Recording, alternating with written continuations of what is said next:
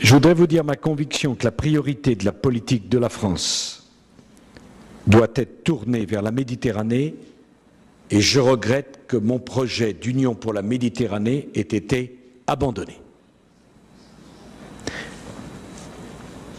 Chaque fois que nous avons tourné le dos à la Méditerranée, nous avons cru tourner le dos à notre passé. En fait, nous avons tourné le dos à notre avenir. L'Union pour la Méditerranée, je n'ignore pas le problème qu'il y a, notamment avec la question palestino-israélienne.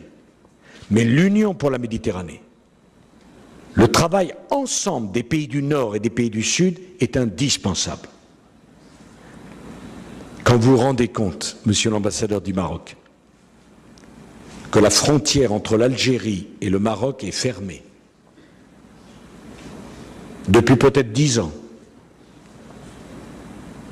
alors qu'il y aurait un besoin formidable d'un véritable marché commun qui prendrait en tout cas dans un premier temps le Maroc, l'Algérie et la Tunisie. Fermé sur la question du Sahara occidental, en vérité. Vous savez que la position de la France a toujours été de soutenir la marocanité du Sahara occidental. J'ai toujours pensé ça. J'ai été moi-même à La Yaoune pour la première fois en 1991. C'est pas d'hier. On aura du mal à me convaincre de la nécessité d'une république sahraoui dans une région du monde minée par le terrorisme.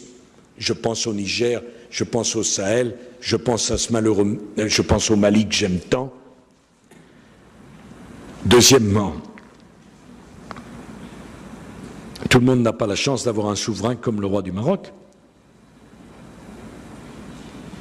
qui a modifié la constitution au moment des printemps arabes, en prenant des risques politiques considérables, qui ont, de mon point de vue, garanti la paix au Maroc.